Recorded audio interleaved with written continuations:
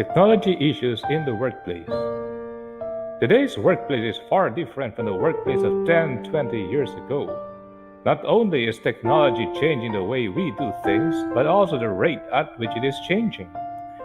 For organizations, these technological changes means higher production results and more tasks completed in a given space of time. However, it also means an increase of responsibility as the demands of clients also increase. But technology has its negative aspects too. Individuals and organizations rely on computers to create, store, and manage critical information. There is a constant challenge to keep information secure yet accessible. Over the past 5 years, nearly 10 billion records have been lost, stolen, or exposed, with an average of 5 million records compromised every day. In 2017 alone, more than 2.5 billion records were stolen.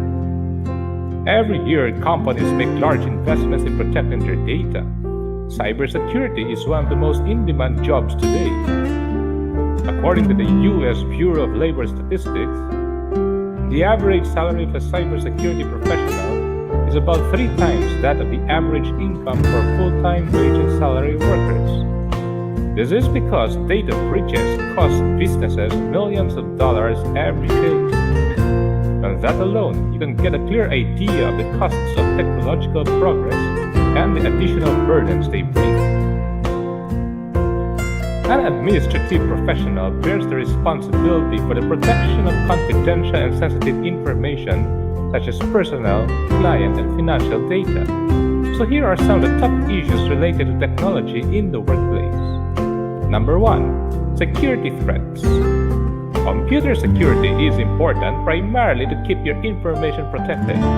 It is also important for your computer's overall health, helping to prevent viruses and malware and allowing programs to run more smoothly. To protect yourself against hackers and prevent your data from being stolen, you should first be able to recognize different types of security threats and their forms. Computer virus. This is a program that attaches to files or software from which it spreads to other files and programs and destroys or interferes with computer operations. Viruses are often spread through infected emails, peer-to-peer sharing, and downloading of files and free software from the internet. The file, however, needs to be opened by the user in order for the virus to spread. Worms. These are malicious self-replicating programs like virus, but which, unlike viruses, do not need human interaction. A single infected email could infect all your emails in the address book. However, emails are not the only source of worms. These can be acquired also through instant messaging programs, chat rooms, and shared network folders. Trojan horse. A Trojan horse is a malicious software that is designed to look like something interesting or useful or harmless, such as a free game, movie, or music file. But these are harmful when executed. Unlike viruses and worms, Trojan horses do not replicate or reproduce by attaching to other files. They are often spread through email attachments. Trojan horses can erase, corrupt, or overwrite data on a computer, upload and download files, steal information like passwords, or allow remote access to a computer. Advertising-supported software or adware is a software that displays advertising. These are usually installed in your computer without your knowledge when you click a pop-up advertisement. Adware is also called spyware because once it is installed in your computer, it tracks the websites you visit and other vital information. It also causes your computer to slow down to the point where it hardly functions because it is continually sending data to its originator. The most common sources of spyware are free programs you download and peer-to-peer file sharing. Identity theft. Identity theft is the act of stealing personal information, usually done through spyware or hacking. This is done in the following ways. Unauthorized access. Unauthorized access is done by hackers. Hackers are individuals who use their knowledge of computer to break into computer systems and steal, alter, or delete files. Phishing. Another way identity theft is committed is through phishing. This occurs when online criminals send spam email that appears to come from legitimate institutions like government banks or agencies. They then ask for your vital information such as bank account, card number, etc. Number 3. Peer-to-peer file sharing. Sharing of files, music, videos, and games with other peers may lead to sharing of viruses and other threats. Also, this may violate copyrights or be against organization policies. So now that we have identified some of the major cybersecurity issues, the following are some of the measures we can use to protect our data and our identity. Number 1. Use reputable antivirus software. Antivirus software can be used to combat the threats and annoyances caused by computer viruses. It is a utility program that protects against, detects, and removes viruses from a computer's memory or storage devices.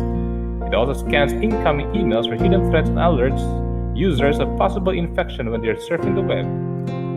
Number 2. Only open emails or attachments and sources you know and never respond to emails that request vital information. Number 3. Do not store sensitive information in emails or save emails with such information. Number 4. Always create a backup for your information and store it carefully in case your computer's data is lost or corrupted. Number 5. Be selective about what you download. And number 6. Use effective passwords. Technology etiquette. The proliferation of technological tools such as cell phones, tablets, social media, and email have facilitated and expedited business communications. In many cases, professionals rarely or never see the people they communicate with, but this doesn't mean that manners are no longer important. It is essential to display proper manners when using cell phones, tablets, social media, and email. Here are some basic guidelines for technological etiquette. Number 1. General rule of thumb for new employees. Know your company's policy regarding the use of electronic devices in the workplace. Understand that your company has the right to monitor your use of email and may terminate you if you do not adhere to its policies. It is often against company policy to use office technology for commercial or personal use. Set up a separate email address for these purposes. Limit your personal use of the internet to breaks or lunch hours. Also, downloading of some programs can be prohibited. Know what these are. Number 2. Mobile phone etiquette. Always set your ring settings as low as possible. During meetings, conferences, seminars, cell phones should be in silent mode or use the vibrate function. During meetings, avoid texting, messaging, or playing games. When communicating on a cell phone, keep your voice low. And do not discuss private or sensitive matters on the phone unless you are in private. Number 3. Email etiquette. When it comes to email etiquette, here are some of the things that you should do and not do. Do's. Answer emails on the day sent if possible. Use proper color, fonts, layout, and formatting. Check for spelling and grammatical errors before sending. Make messages clear and concise for the reader to easily understand. Ensure your message is courteous and considerate. Use please, thank you, and I'm sorry. Don'ts. Don't use email to express dissatisfaction, anger, or disappointment. Don't share sensitive and confidential information. Don't write very long emails. Don't use offensive or off-color jokes or attachments. Don't write messages in all caps or all lowercase. Thank you for listening. This is our episode of Technological Issues and Etiquette in the Workplace.